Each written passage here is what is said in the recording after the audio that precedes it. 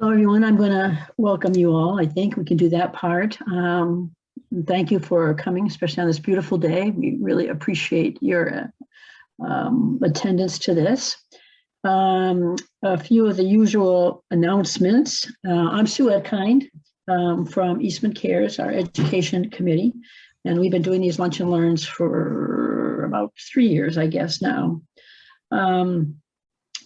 This, as I said to some of you who may not have heard it, is a webinar where there is no video for the participants, so we cannot see you, and all you can see is us, of course, and there's no audio for the participants either. But that being said, we do encourage you to put in any questions that you may have at any point during these talks into the Q&A. And they will be monitored and your questions will get answered. So that's just the way that this webinar is set up. I always have to do a plug, an ECARES plug. So this is our local community resource guide, assistance resource guide. And I might add that this is the latest revision, July 14th, 2022. So it's really up to date. It is available online on the Eastman website. It's also available in hard copies at South Cove and at the center. If you do pick one up and you notice anything that's wrong or that's changed, or you have any questions, by all means, get in touch with one of us. That's EastmanCARES at eastmanh.org. The other thing that we are still doing is we are still doing something that we call ECARES Connection. And ECARES Connection is a way for people who just want to talk to somebody. And whether it's just on a weekly basis, a monthly basis, they just want to check in with someone, whatever your needs might be.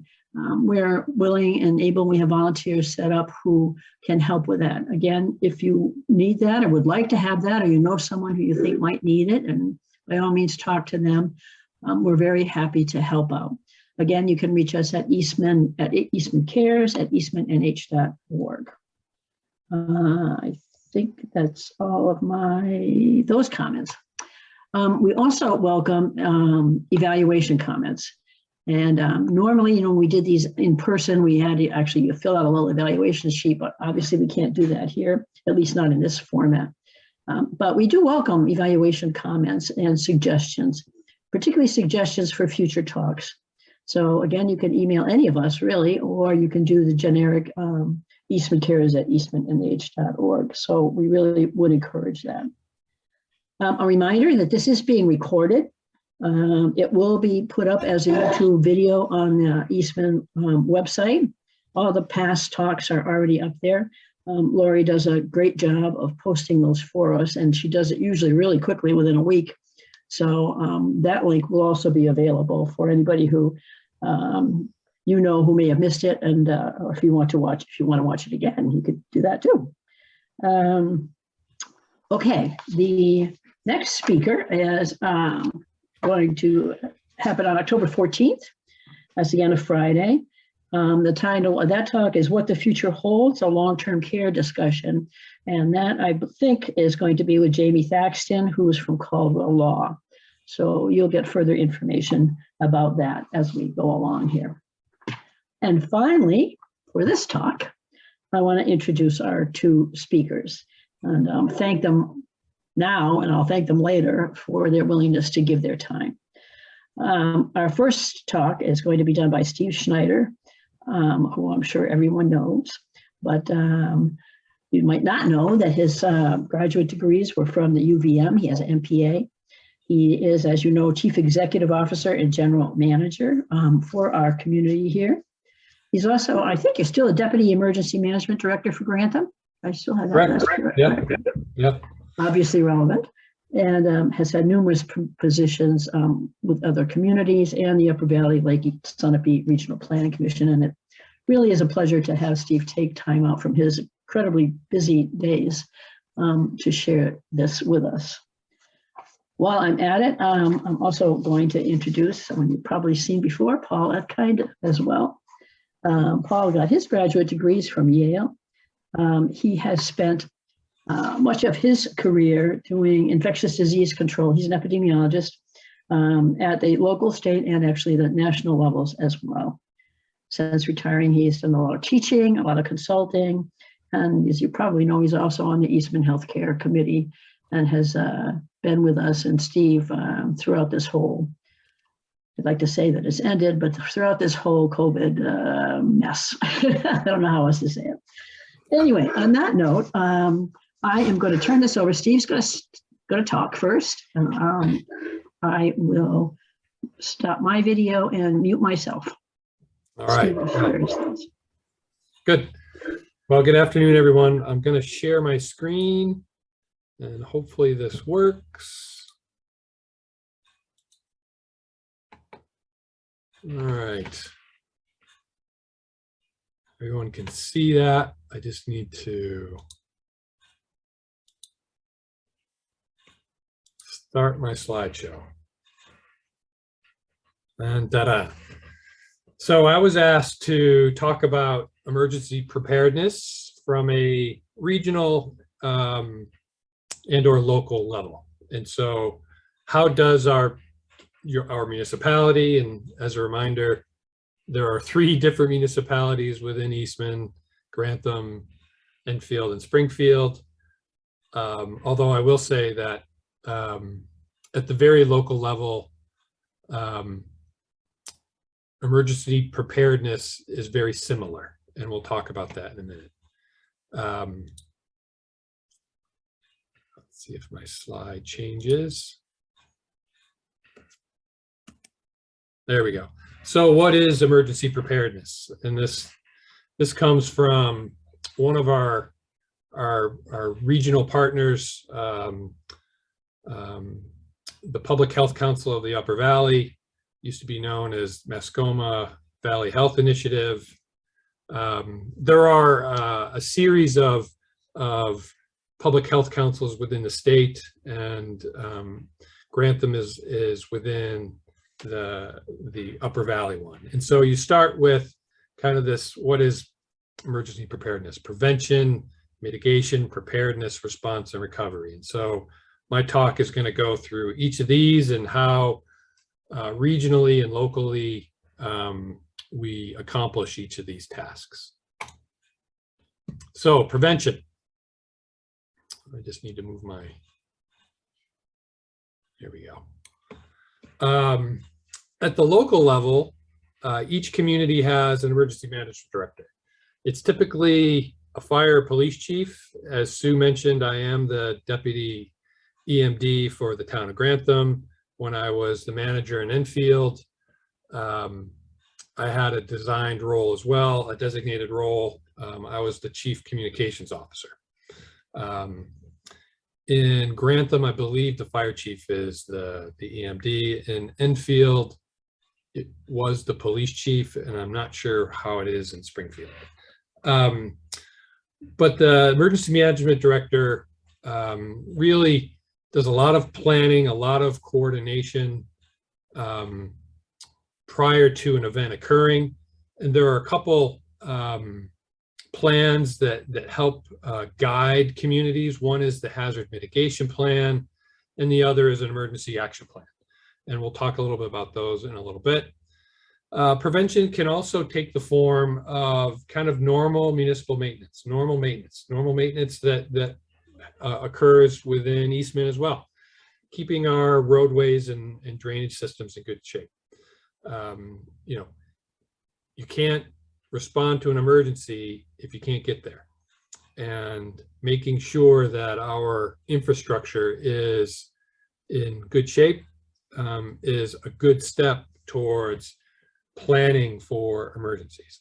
So reviewing along that line, reviewing the condition of bridges, updating the inventories of emergency supplies.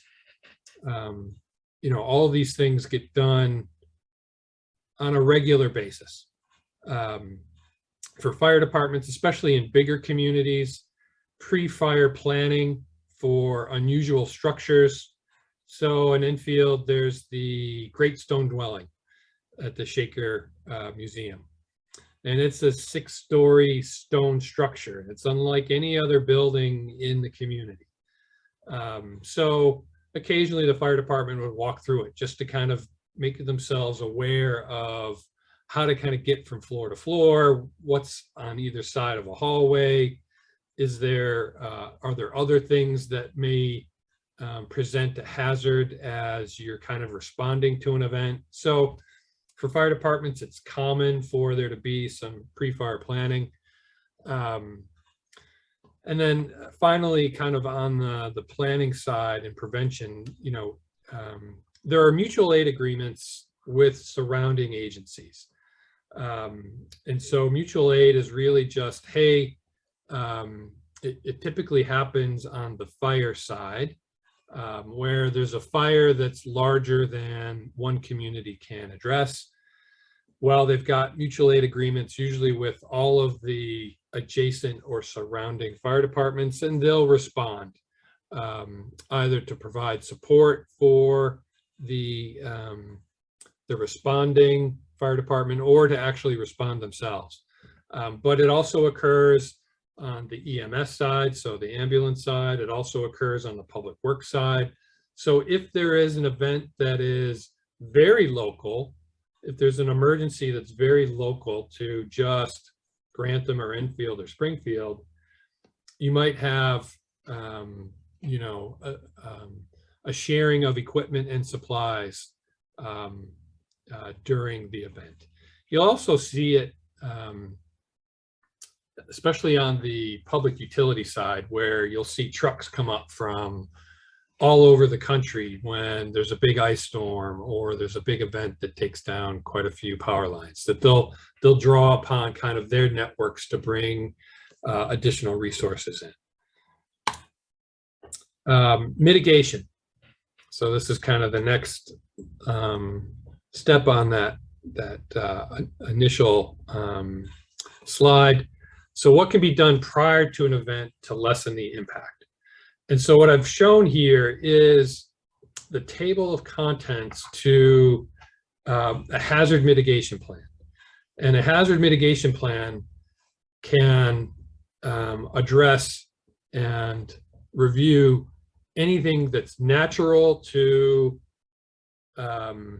kind of, at one point there was, I think, nuclear war that was included in hazard mitigation plans, but you can see on the description of hazards: flooding, drought, wildfire, terrorism, infectious diseases, hazardous material spills.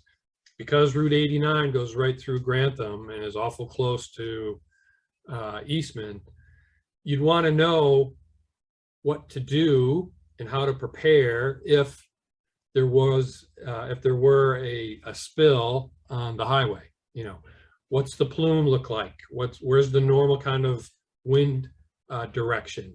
Who are the folks that are going to be impacted or impacted? So, you know, these hazard mitigation plans, and I was a part of the latest update for the town of Grantham. You sit there and you talk about, sometimes there's a big map that's out in front of everybody and you think, okay, well, does this stream flood? Or is there major erosion on this particular water body? And you kind of identify and you pick out and you say, okay, here's this thing, and what can we do to mitigate that hazard? So with flooding, as that's the first hazard that's up there, you know, maybe there's stream bank stabilization that needs to occur. Maybe it's addressing the size of a culvert that, you know, has the potential of backing up and creating a flooding hazard. So you identify these steps that could be taken to address the hazard prior to it occurring, to hopefully mitigate the impact of that hazard if it does occur. And I just want to kind of, again, this is still the table of contents, and this is the town of Grantham's hazard mitigation plan. And not all communities identify the same hazards. Springfield doesn't necessarily have a major highway that runs through it, although I guess George's Mill is Springfield, so maybe they do. I take that back. So then you then figure out how much will be affected, and then you've got whether or not it's a low or high or medium risk. You know, we're on the low side for an earthquake and a solar storm, but we're on the medium to high side for a risk for a severe winter weather event. We're on the higher side for flooding in Grantham. And sometimes you can attach an estimated cost or loss estimate. And here you've got about $3 million if we were to have a major flooding event in the town of Grantham. And it identifies, you know, bridges that may be lost, roads that may be washed out. So these plans are very detailed. They get updated every 5 years, and they go a long way in helping communities prepare and think about the various emergencies that may occur within the community. Preparedness is the next topic on our wheel there. So how well is your community prepared for an event? And this is where the emergency plan that communities have that really dictate what happens when something occurs. And, you know, you obviously don't want to wait for an event to occur to kind of realize that your plan either works or doesn't work. And so there's training that occurs on a regular basis. And it's typically a tabletop exercise where you'll say, okay, such and such road was washed out. What do we need to do? We need to contact fire and public works and police and notify our if it's a road that connects to other communities, hey, letting them know. And you begin to walk through all the things that would occur if it were an actual event, and it's a mock event. And so you want to make sure that your emergency plan is as updated as possible. And as part of that plan, you have a inventory of resources. So in Enfield, when we did this, we said, okay, we've got 30 cots and they're going to be stored at this building, and this is where our shelter is going to be. And those shelters can change from time to time depending on the availability of the building and whether or not it's maintained and updated. You know, the standards for whether or not a building can be called a shelter, or in the wintertime when power goes out for an ice storm or snow event, a warming, it's not a warming shelter, but a warming center. You know, they change. You know, you have to have generator, which are the buildings at Eastman do. They have to have, you know, adequate facilities for both, you know, showers and restrooms, but also sometimes they require kitchens. And so, you know, both the center and South Cove have acted as shelters in the past and will continue to act as shelters because we do maintain them. You know, they do have generators and kitchens and showers and bathrooms and space for people to actually kind of spread out. So making sure that your emergency plan is updated is one of the biggest steps a community can take to prepare itself for an event. And then just making sure that you are connected with the regional partners. And at the end, we'll kind of talk about the regional partners that are meeting and working and preparing kind of behind the scenes, and you wouldn't even know it's happening. And so we've got the Public Health Council of the Upper Valley, the Upper Valley Medical Reserve Corps, the Upper Valley Public Health Emergency Preparedness. Each of those groups are essential when an emergency occurs. Response. So we've got an actual event occurring, and what do we do? And so first you have to figure out whether or not the event rises to the level of an emergency. either at the local, regional, state, or national level. The declaration of an emergency activates responses. And so typically the emergencies that occur in our part of the world are going to either be flooding or snow related. And sometimes the emergency doesn't get declared until after the event is passed, which is kind of weird. Sometimes the state wants to see, you know, was there enough damage to kind of warrant calling it an emergency?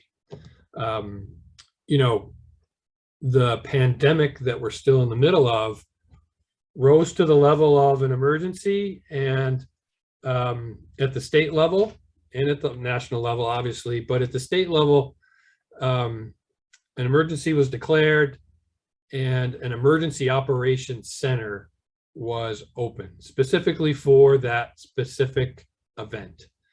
At the state level, it's in Concord. At the local level, it can either be at the fire department or town hall. But then this becomes, there wasn't an emergency operations center opened in the town of Grantham for COVID because it wasn't really needed. That was more of a state response. But if an EOC is opened at the town level, it's usually because there was, like I said, it's either a flood, sometimes it could be a fire, or ice storms are usually a good one because they knock out power. But then this becomes the hub for all the activity regarding the emergency. And it is always staffed while the emergency is active. So, and sometimes these emergencies can last several days. You know, when Irene came through, gosh, it's been at least a decade now. You know, our EOC in Enfield was open for probably 72 hours, and it was always staffed, and we always had folks kind of coming through. This is where you dispatch materials and equipment and personnel. This is where all of the communication that either goes out to communities or folks can, there's usually a dedicated line. And so you'll know if I have a question about a specific event, I can reach the EOC through this specific number, and there's somebody there to answer your question. And so communication, as I said, there's a dedicated phone number. Field work, so this is when either the public works crews are out there, or the fire department, or the police department. That's when they're out there actually doing the work to either open up the road, to address, you know, the down power lines, to communicate with people and remove them from the threat of the potential emergency. So the response is, you know, that's kind of the, you know, the end product of being prepared and training and doing all that pre-work, that mitigation work. The response is going to be there. And that's really what kind of all the training hopefully prepares the community for. So recovery, how does your community repair and or recover? And what agencies can you expect to arrive and or to deploy? You know, if it's an ice storm or a flood where you've got people displaced from their homes or property, chances are American Red Cross is going to show up, and they are going to provide kind of the support for, hey, you're at a shelter, what can we do for you? They're going to provide medical attention. They're going to provide, you know, food if necessary. And they've been and continue to be a great resource. FEMA, which is the Federal Emergency Management Association agency, will come in and review damage and begin to kind of identify those areas that need to be repaired as a result of the emergency, and the communities will then work with FEMA to fund that repair. Mutual aid, as we talked about earlier. As I said, mutual aid on a more frequent basis typically is amongst fire departments. And so you'll see a fire department come in and help. But on the recovery side, you may see public works trucks coming in from local communities, bringing in material. Typically it's material, gravel to help restore a road. Sometimes it's equipment, where a municipality may have a specific piece of equipment that's not within your own locality, and they'll come and bring that. And then just kind of the local volunteers and municipal employees that are there for recovery. You'd be amazed at how many folks offer their services, and it's always greatly appreciated. And that's also all part of the recovery once an event has occurred. So these are kind of the local and regional resources that all go to support the community members within Eastman. The Medical Reserve Corps, and that's made up of doctors and nurses and other medical personnel that volunteer their time to be available when an event occurs. My former employer, the Regional Planning Commission, they are essential in helping communities prepare their plans. So the hazard mitigation plan for Grantham, the Regional Planning Commission was the group that helped them make sure that it was up to date and accurate. You've got the local communities, your counties also can be resources. The Public Health Council in the Upper Valley is another one of those good resources. And then the plans that each of the communities have, those are all, resources that are actively reviewed and updated and used on a regular basis. And so that's it for my part of the presentation. I will stop my share, and I'm happy to answer any questions if there were, and if not, we're no questions. okay. I'm going to turn it over to Paul and let him work through his presentation. So thank you. Okay, so I will share screen, and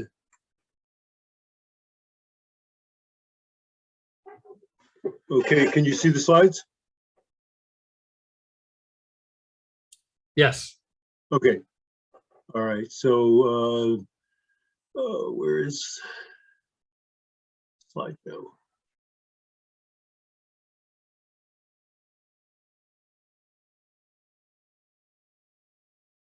Yes, no. Oh, not now. Okay, well, I'll just go with this.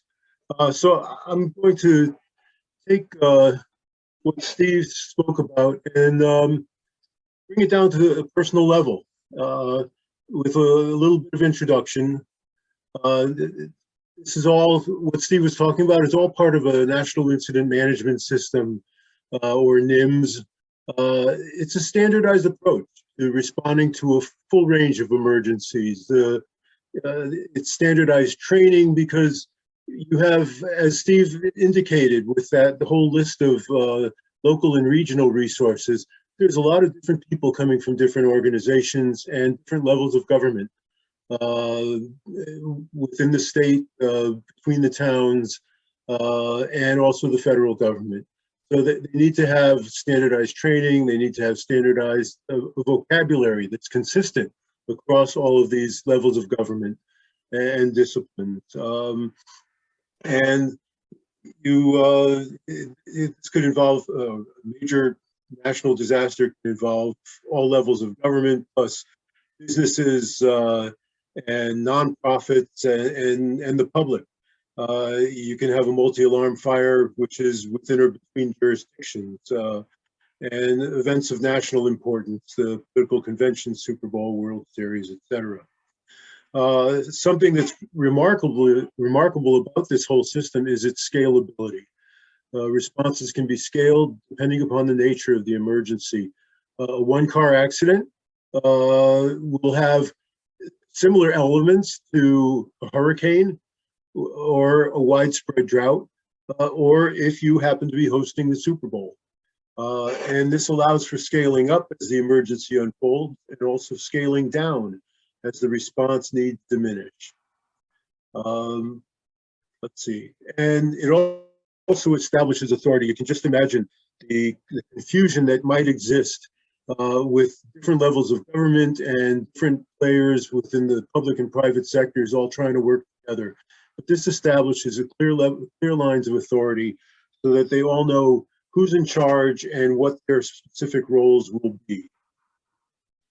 And Steve talked about the incident commander, who has a public information officer, which had been his role. There's a liaison officer to make sure that we have who we need at the table, and a safety officer to be sure that there's the people who are responding are being kept as safe as possible. And then you have different aspects of the response. There's planners, there are people directing operations, there are people who are in charge of logistics, and you have to have people who are looking at finance. So with that, how do we translate this emergency or incident command structure to our household? All of these operations, planning operations, logistics, finances, they might be the same person or they may not. But these are areas that can help you to organize your thoughts. So we'll talk about elements of planning in terms of communications, transportation, finance, medical and health, and shelter for your plans for emergency response. So in communications, your plan is you have to have your electronic devices charged. So how do you do that? And you either have, perhaps there's a generator that you have for your home, charge sticks, or you know the locations of buildings with power access, such as here at Eastman, South Cove Activity Center and the center. Both are shelters and both have generators. So these are places where you can be assured to recharge your electronic devices. Finances is if you are able to have a generator, how do you pay for it, et cetera. And if there might be transportation costs to get to these power sources. Also with communications, it's terrible if you don't know how your friends or family are in an emergency. Now, most emergencies are either local or regional. So something you can do is set up a relative who's outside of the area. For example, we have a nephew who lives in Texas. So one thing that we can do as a family is instruct everybody to call Dan and check in with him, let him know that you're okay, so that when we call, he can tell us who's checked in and who hasn't. Finances is fairly straightforward. Make sure you pay your phone bills.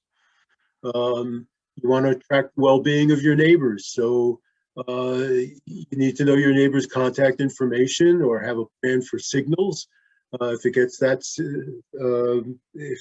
complicated, or it can be as simple as keeping a clear pathway so that you can make it from your front door to theirs.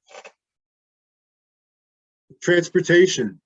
You have to retain the capacity for power if power is interrupted. If power is out, your gas pumps may not operate. My suggestion, you keep a supply of gasoline available, and part of that is always keep your gas tank more than 50% filled. Don't run it down to one quarter or less and then go fill it up. If the power goes out, there's no gas stations and you're stuck with very little gasoline to get you where you need to go. Can you store extra gas, maybe a 5-gallon or 10-gallon container? Maybe some rideshare plans with your friends or your neighbors. You want to be able to travel during and immediately after an emergency. So again, here's rideshare agreements, or colleagues or have a professional service on hand to provide transportation if you may need it. Again, if GPS is not available, if it's been knocked out, go retro, have some road maps available, or have contacts in other areas who can act as local sources of information if you need that. Again, with transportation, now this happened actually last January. I-95 in Northern Virginia was socked in with a major blizzard, and there were hundreds upon hundreds of cars that were stuck there, and it became particularly noteworthy because at least one member of the House of Representatives was stuck on the road, and he actually did have a full tank of gas, and he had the standard practice of having a small cache of food and water with him.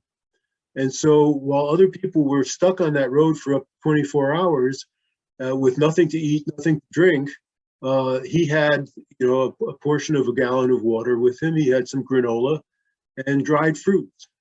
So this is something to think about, especially during the winter.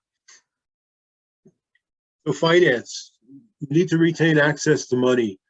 And the most important thing I can recommend is keep your cash accessible. So keep several $100s at home and available, because if things are closed, or if they can't run credit cards or debit cards, stores that are open will take cash, and you will have that. So you may have pre-existing agreements with friends or contractors for credit. So these are things for medical and health. These are all important. So always have access to your medical records. So keep a copy of your medical records, especially if you have to evacuate from your home and go somewhere else. You need to have your medical records. Make and keep a Xerox copy of your prescriptions. So keep the contact information of your medical providers, including your pharmacy. As I said, make copies of all your prescription and non-prescription meds with the dosages, the frequency, and modes of frequency. If you have to evacuate or be evacuated to another area outside of New Hampshire or outside of New England, and this happens when you have mega storms like in New Orleans, etc. People were bussed out of the Southeast. You need to have this information so that your health is not imperiled, and keep all these records and medications in a go bag for easy access. Make it easy to take your meds with you. This might be somewhat difficult. To talk to your medical provider. See about having a 1 month supply of prescription meds available in reserve. It goes against the just-in-time supply chain theory that we have been operating on, but for emergency purposes, there may be some bend in this. For shelter, you need to keep an adequate supply of food available. So you can purchase appropriate foods that are easily stored, and keep a record of expiration dates so that the food is always fresh, and keep referring to that periodically. Maybe put it on your calendar quarterly to check your stored food. There's nothing magical about a 1 week or 2 week supply, but 2 weeks is probably sufficient for most emergencies. Have a supply of canned and packaged foods available. Cooking with no power can be done if your home uses propane for cooking. If not, a camp stove is good for heating and cooking, or a charcoal or gas grill can be used. For let's see, you want to estimate your needs for 2 weeks. You need a supply of drinking water. You need a supply of water in gallon jugs for cleaning purposes, and keep track of the expiration dates on the water. There are expiration dates on water. Make sure that your sanitation needs are met, and estimate your needs. You need contractor trash bags and a trash can if you have to make a makeshift toilet. Supply of gallon jugs for your toilet if power is out, and a supply of water for washing. If the grid goes down, you have alternative power sources. If you have a generator and keep fuel, that's great. And make sure that the fuel is fresh. Periodically use what you have stored and then refresh it. Keep your power sticks charged for electronic devices. Keep a supply of batteries available. And are there places you can go to recharge your electronics? And remember, we're very lucky here at Eastman because we have the South Cove Center as well as the center as places fed by generators and our shelters. So look for places where there are shelters.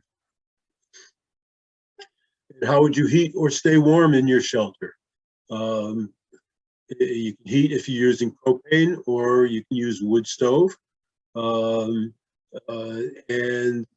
use a generator to operate electric heat, have a supply of blankets, comforters, layers of clothing. Are there public shelters? Yes, there are some shelters here. And should I shelter in place or go elsewhere? This decision should be made early or before before an emergency occurs, or at least early in the emergency before travel becomes somewhat restricted.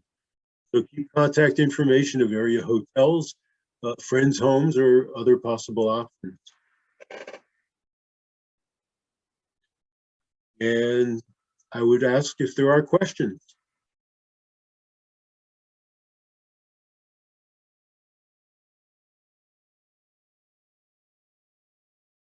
Any questions? I don't see any questions, Paul. Okay. None for you, Paul. Okay, well. There was a question about forest fire, though. Forest fires.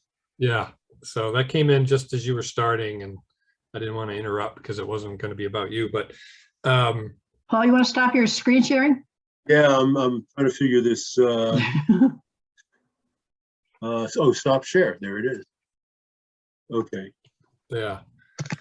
So because I am the Deputy Emergency Management Director for the town of Grantham, I get all of the alerts and have access to the meetings statewide that municipal officials do. And so maybe it was last year, or the year before, when it was really dry, when there was a forest fire concern. We were in an extreme drought, even more so than we are this year. I think it was 2 years ago. There was a lot of talk about forest fire and the potential of forest fire within New Hampshire. And while we are more forested than we've been for several generations, the type of our forest doesn't necessarily promote kind of the widespread forest fires that you'd see that occur out west. So because we have, the maples and the oaks, we're leafier than the forests are out west. Those trees typically don't promote kind of the widespread forest fire that we see. Our greatest risks for forest fires are in the spring, as before the leaves kind of come out, and then again kind of right again before the snowfall occurs. So and those are the times when you'll see notes come out from the towns kind of banning outdoor burning. So it is something that we talk about and do plan for. So Becky has a question for you. So what if the internet goes down? Do you have a plan for how you would communicate with the community? Yeah, when the internet goes down, that's a biggie, because that usually means that power lines are down, and phone lines are down. So, there's the reverse 911 that the town of Grantham would use to notify in Enfield, and I'm fairly certain Springfield as well, that they will notify you if there's an event, but that only works if the phones are working. It's tricky once you get to an event where you can't really communicate how you normally would. Then it's almost a door-to-door. You go and hey, there is a flood coming, you need to leave. There is a fire coming, you need to leave. Communities typically have a good understanding of those areas that have residents that are in the greatest need. They need to have oxygen supplied to them on a weekly basis. And so police department, fire department will make an effort to reach out and make sure that those that are in the greatest kind of risk category are notified first. And we've got some of that here at Eastman as well. But it gets tricky when you can't kind of communicate the way you normally would. But there are ways, and it's kind of very old-fashioned, if you will, in that it's door to door and person to person, and it can work. And then there's the old radio. You hear those tests every once in a while on the TV, and the same as on the radio, where they test the emergency response. And so that is also kind of one of those resources. So as Paul mentioned, make sure you've got an old radio with batteries that can connect, because that will be one of those low-tech ways that we communicate. Actually, one thing I learned when I was doing this work was ham radio. There are towns that keep a record of who the ham radio operators or aficionados are, because they can take an incredibly important role under those circumstances. So Becky wants to know about how prepared are we if there's a serious home fire? And Becky, it does depend a little bit on location. The people that are going to respond to a serious home fire within Grantham, Enfield, and Springfield are volunteers, and we are as prepared as any other rural New Hampshire community, right?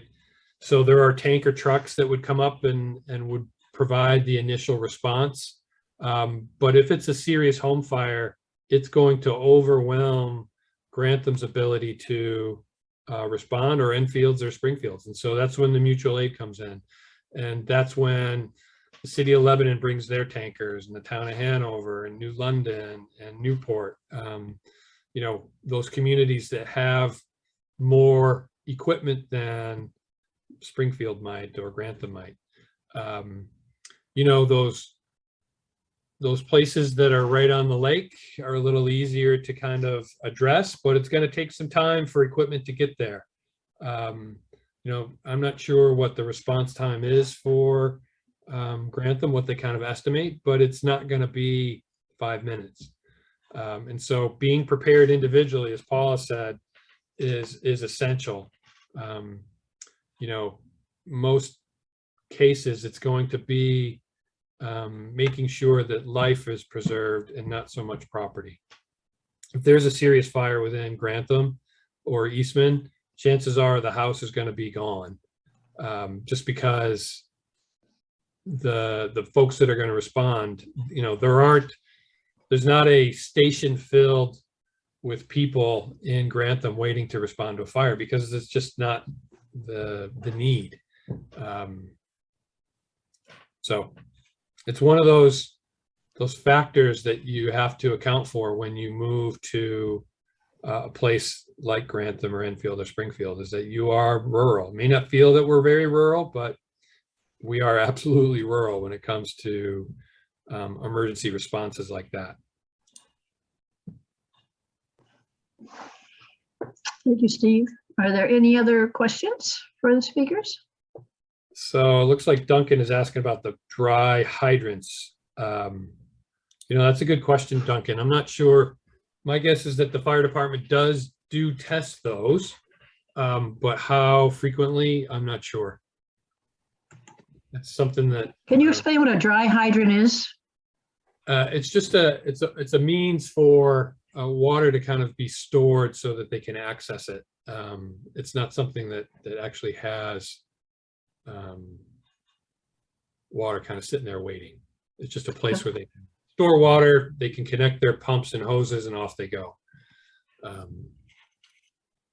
Thank you. Yeah, it's a good question. More questions?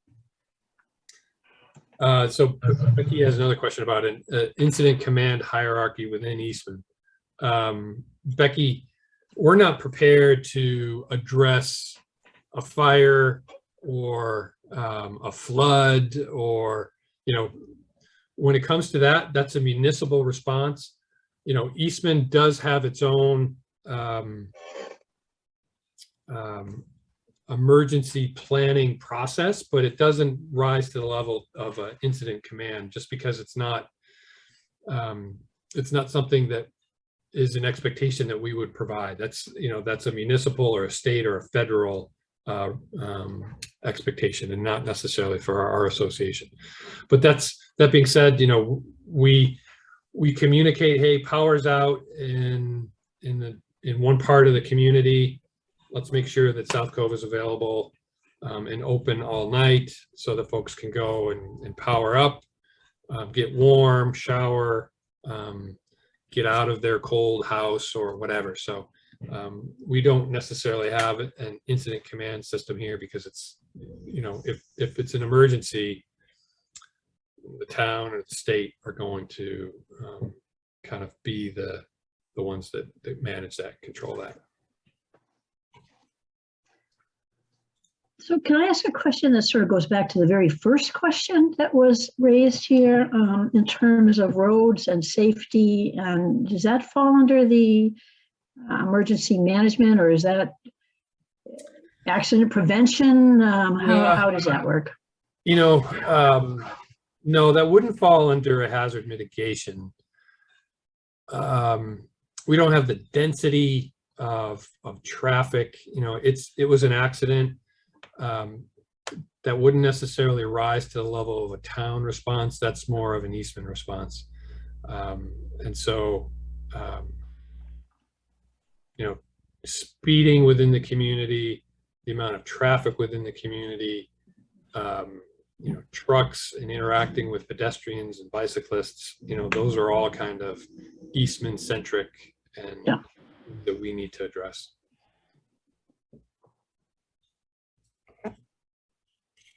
Is there another question here?